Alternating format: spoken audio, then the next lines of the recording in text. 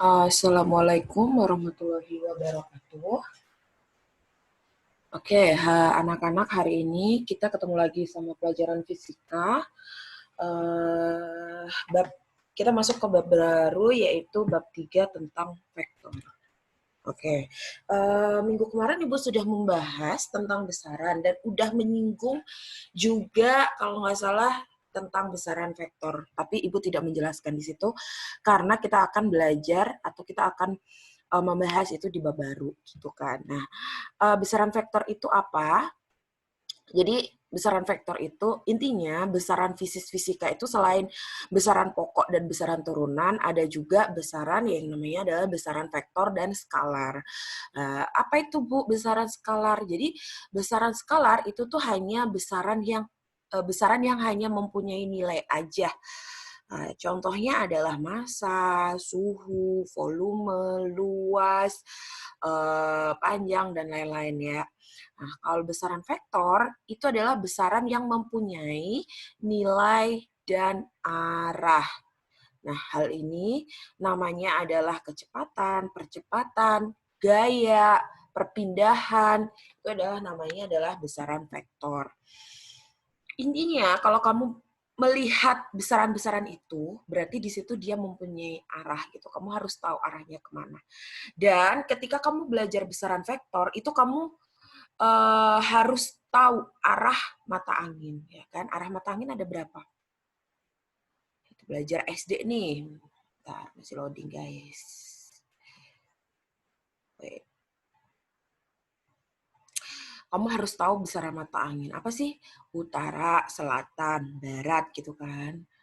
Nah, ini besaran mata angin nih. Arah mata angin kok besaran mata angin. Utara, selatan, barat, timur gitu kan. Terus timur, tenggara, selatan, barat daya, barat, barat laut, utara, timur laut gitu. Nah, itu juga harus kamu ketahui karena biasanya di soal itu dikatakan arah ke utara, dia berbelok ke arah timur gitu. Kamu harus tahu timur itu di mana gitu. Aplikasinya apa? Kenapa kok kita harus belajar vektor? Aplikasi yang contoh yang kamu gunakan sekarang adalah yang sering kamu gunakan adalah apa? Google Map. Ketika kamu menggunakan Google Map, itu pasti petunjuk arahnya tuh bilang gini, belok ke kanan, belok ke utara 500 meter. Nah, itu kan ada 500 meter dan belok ke kanan. Ke kanan itu adalah arahnya, 500 meter itu adalah nilainya gitu. Jadi sebenarnya besaran vektor ini adalah basicnya kamu belajar fisika untuk pendukung kamu belajar fisika. Sering kok digunakannya di mana aja, Bu? Kok kita harus belajar vektor? Ya, pertama dari GPS itu tadi. Kedua adalah ketika kamu nanti, siapa tahu ya, kamu habis SMA, itu cita-cita kamu adalah pilot, misalkan. Pilot itu kamu harus bisa menentukan titik yang benar sesuai dengan sudutnya, arahnya, gitu kan. Karena apa? Dia pasti harus belajar yang namanya vektor. Oke, itu ya pengenalan kita kenapa kok harus belajar vektor dan vektor itu apa. Jadi intinya vektor itu dia mempunyai arah dan nilai. Oke, biasanya vektor itu di notasi. Kenapa notasi itu apa sih, Bu? Notasi itu adalah nilai apa? Kita menunjukkan vektor itu gimana sih gitu. Kok kita tahu kalau dia tuh vektor itu gimana gitu kan. Biasanya dinyatakan huruf besar atau huruf kecil yang diberi tanda panah di atasnya. Ya. A, berarti kalau A biasa, A besaran skalar, itu nggak ada panahnya. Tapi kalau A vektor, itu pasti ada panahnya. Contohnya apa? Tadi gaya kan. Gaya itu simbolnya apa sih? F. Ya kan? Karena gaya adalah besaran vektor, berarti kita perlu memberikan garis ke atas ya, panah di atas ya. Atau dia itu kamu berikan tanda tebal gitu, ditebalkan atau biasanya juga dimiringkan. Nah, suatu vektor itu notasinya ya, jadi pemberian namanya gitu. Nah, vektor itu dilambangkan dengan sebuah garis lurus dengan tanda panah, di mana contohnya adalah ini nih. A ini adalah A-nya, Misalkan ini A, ini B gitu kan. Pangkal, ini namanya pangkal, dan ini namanya ujung. Kakak udah, pasti kalian udah ngerti lah ya, pangkal sama ujung. Jadi kalau ujung itu pasti ada tanda panahnya. Gitu. Kita ke lanjut aja. Nah, pajak suatu vektor itu menggambarkan besaran atau nilai vektor tersebut. Jadi misalkan nih, dia bergerak ke kanan 5 satuan vektor. Kita bisa analogikan bahwa 5 satuan vektor itu adalah 5 cm. Gitu. Ini hanya pengenalan aja, maksudnya hanya arahnya aja. Maksud dari vektor itu apa gitu. Nah, sekarang kita masuk ke vektor itu bisa dijumlahkan, bisa dikurangi. Nah, kita di fisika itu hanya fokus ke pengurangan sama penjumlahan vektor. Nah, nanti pengurangan sama penjumlahan vektor itu tuh ada namanya adalah resultan vektor. Jadi hasil dari penjumlahan itu adalah namanya resultan vektor. Hasil dari penjumlahan itu namanya adalah resultan vektor gitu. Oke. Ada dua jenis atau ada dua cara untuk menentukan resultan vektor, yaitu secara grafis dan secara analisis. Kita akan belajar semuanya di sini nanti. Nah, secara grafis, Ibu akan, kalau grafis ini cara menggambarnya aja, kalau analisis nanti itu akan ada perhitungannya. Gitu. Grafis, ada cara segitiga, ada poligon, dan jajar genjang. Ya, kalau analisis nanti ada kosinus sama komponen vektor. Kita akan belajar semuanya. Oke, pertama adalah metode poligon dan segitiga. Kenapa kok jadi satu, Bu? Karena intinya poligon sama segitiga itu caranya sama. Hanya kalau segitiga itu namanya membentuk segitiga, berarti dia itu hanya terdiri dari 2 komponen vektor dan 1 resultan. Berarti kan ada 3 tuh. Nah, kalau poligon itu lebih dari 2 vektor. Kita bisa menentukannya dengan poligon. Nah, contohnya ini diketahui nih, vektor A arahnya ke atas. Vektor A arahnya ke samping tidur. Ya kan nih, ini vektor A. Vektor B arahnya ke atas. Vektor C arahnya ke samping. Oke. Kalau segitiga, jadi ini adalah metode segitiga dengan metode segitiga. Ya.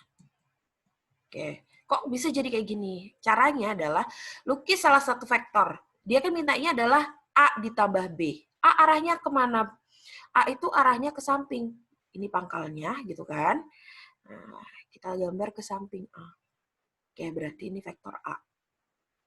Nah, lukis vektor kedua dengan pangkal vektor kedua berada pada ujung pangkal vektor pertama. Karena tadi bilangnya adalah A ditambah B, ya udah, berarti B itu kan arahnya miring ke atas. Ujungnya itu nyentuh, pangkalnya itu nyentuh ujung si vektor pertama. Nah, gitu. Kita dapat resultannya. Yang mana resultannya? Ini resultannya. Nah, oke, terus resultan vektor adalah yang berarah dari pangkal vektor pertama ke ujung vektor terakhir. Itu adalah A plus B. Gitu. Nah, ini adalah metode segitiga. Nanti kita akan belajar lagi. Ini hanya Ibu menerangkan aja biar kamu paham. Selanjutnya adalah metode poligon. Tadi kan kita udah dapet nih. Kita kan tadi udah punya vektor, ya kan? A-nya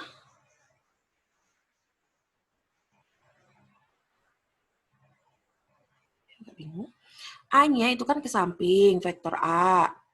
Vektor B ke atas, miring. Vektor C itu ke samping, tapi kecil, lebih kecil. Nah, bagaimana kalau dengan menggunakan metode poligon? Intinya sama. A itu kan ke samping tadi. Ujung A ketemu pangkal B, gitu kan. B ke atas. C Itu kan ke samping lagi. Berarti setelah itu kita tarik dari ujung A ke, pangkal A ke ujung si C. Maaf gambarnya nggak ini ya. A plus B plus C gitu. Ini adalah arah atau cara menentukan resultan dari kedua vektor atau kalau tiga vektor. Ini kita akan bahas atau kita akan latihan di Zoom ya. Nah, bagaimana kalau A dikurangi B? Oke, kita bagaimana kalau A dikurangi B? Oke, kita hapus. Intinya kalau dikurangi itu, main itu apa sih? Main itu artinya dia nanti berlawanan arah. Jadi kamu harus tahu, minus itu artinya apa? Berlawanan arah. Oke, contoh. A min B kan, berarti A-nya tetap positif kan? A ke sana. Min B, B-nya ke atas, ya. Kalau minus berarti kemana? Ke bawah. Berarti resultannya kemana, Bu? Ya udah kita tarik aja dia. Tarik garis. Ini resultannya. Ini berarti apa? A min B. Gitu. Jadi intinya minus itu pasti berlawanan arah. Terus kalau A min B min C, ya udah kita tulis. Kayak gantian ini ya. A itu berarti tetap ya ke sana. A min B berarti ke bawah. Min C, karena min C arahnya ke sana berarti. Terus arahnya apa resultannya gimana? Ya udah kita tulis resultannya adalah mau warna apa? Hijau aja ya. Berarti ini A min B min C gitu. Oke, sampai sini Ibu kira paham ya, karena ini hanya menentukan arahnya saja. Untuk lebih pahamnya, untuk lebih detailnya nanti kita akan bahas di Zoom. Karena di Zoom kita akan full latihan. Jangan lupa untuk dicatat. Oke, selanjutnya adalah metode jejar genjang. Oke,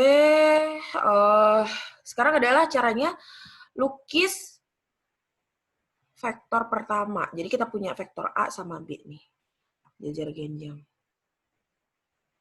Biasanya disuruh sih tentukan resultan ini dengan metode ini sama ini gitu. Jadi kamu gak usah bingung kalau pakai metode segitiga, suruh pakai segitiga ya pakainya segitiga.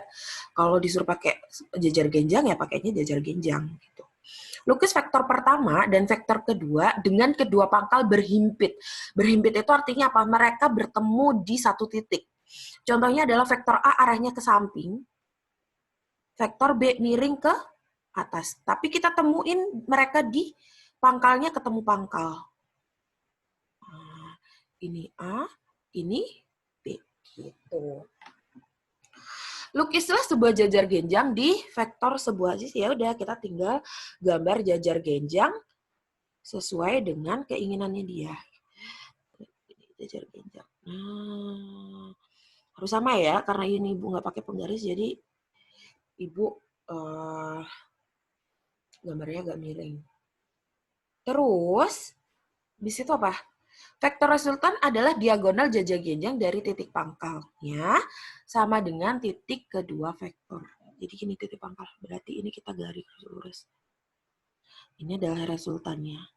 A plus B. Gitu.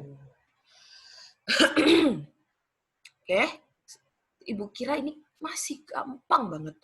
Kalau minus, Bu, kalau minus tinggal diapain? Ya tinggal kamu arahin baliknya. Berarti kita harus ke atas. Ini misalkan A min B ya. Ini A, pangkalnya ketemu pangkal, min B. Berarti kebalikannya kan? Min B. Gitu. Berarti kita tarik garis. Resultannya ini.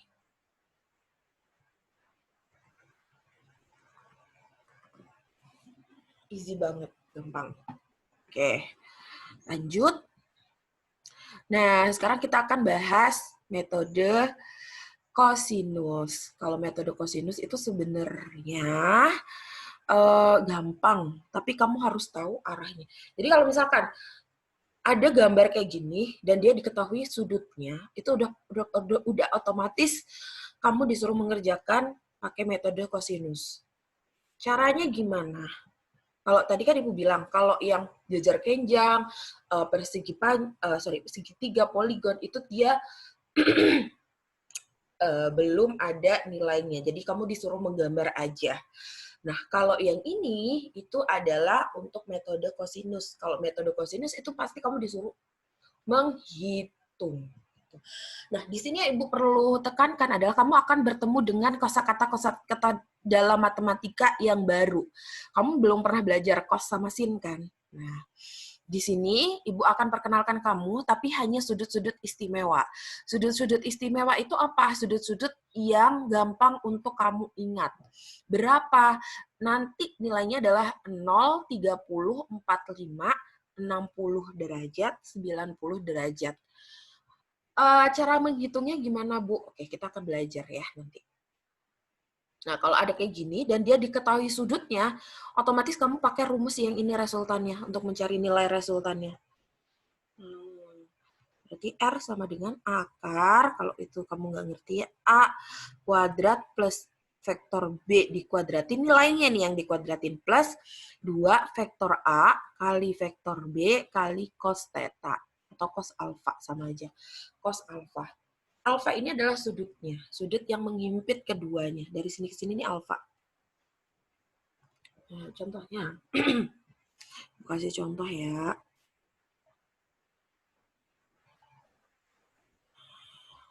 Ini misalkan ini 60. Bentar. Ini asal aja. 5, ini 6 gitu ya. Oke, berarti kalau kamu disuruh nilai resultannya, ini resultan A, ini vektor A, ini vektor B. Ya udah, besar vektor A berapa? 5 kuadratin. Besar vektor B berapa? 6 dikuadratin. Kali 2, 5 kali 6. Cos berapa? 60. Nah, kita harus tahu nilai cos 60 itu berapa. Coba kita lihat. Cos 60. Oh, ternyata nilainya adalah setengah. Ya udah, kita tinggal masukin aja.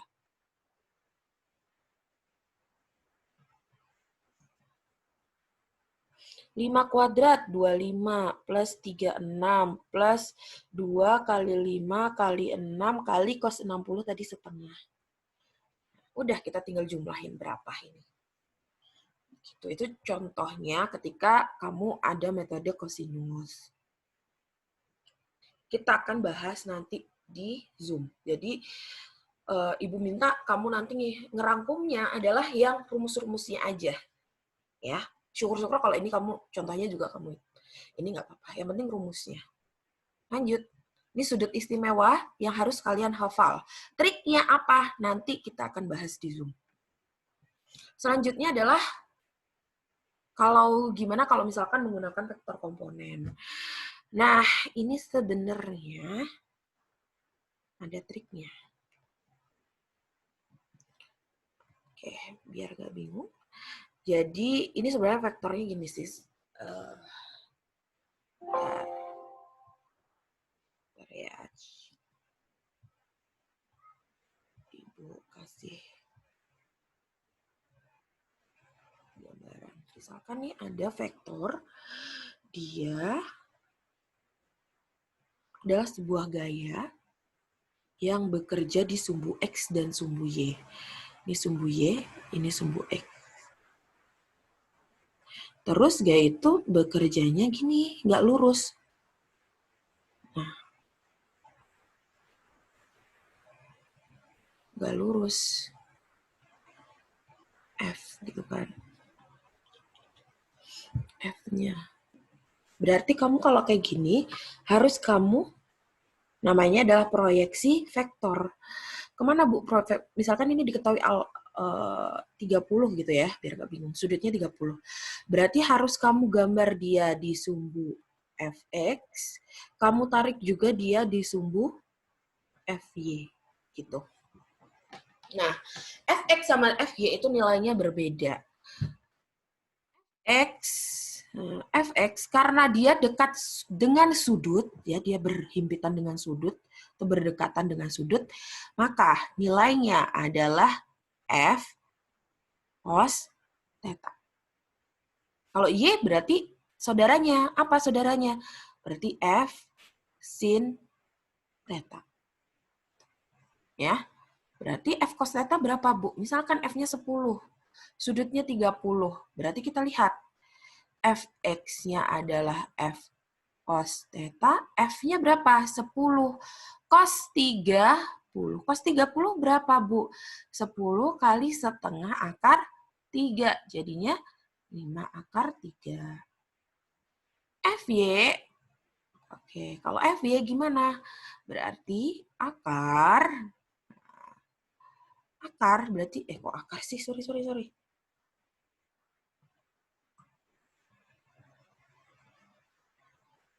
Nah, berarti akar jadinya apa?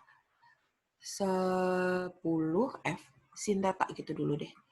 Oke, berarti F-nya adalah 10 sin 30. Tadi sin 30 berapa? Setengah. Berarti dia 5. Nah, kalau udah dapet kayak gini, resultannya, karena dia itu akhirnya membentuk apa? Sudut 90 Fx sama Fy-nya ini. Nah, untuk sudut 90 kan. Kalau resultan untuk sudut 90 itu adalah Fx kuadrat plus Fy kuadrat gitu. Jadinya Fx-nya gimana? 5 akar 3 kuadrat ditambah 5 kuadrat. Jadinya berapa? 5 akar 3. Berarti 25 kali 3, 75. Plus, ininya berapa? Akhir 25. Jadi resultannya adalah sebenarnya 100. Akar 100, 10. Ini itu sebenarnya adalah resultan dari ini sama ini gitu. Kalau kamu disuruh memproyeksikan. Karena apa? Ini kenapa kok sama? Karena dia cuma satu gaya.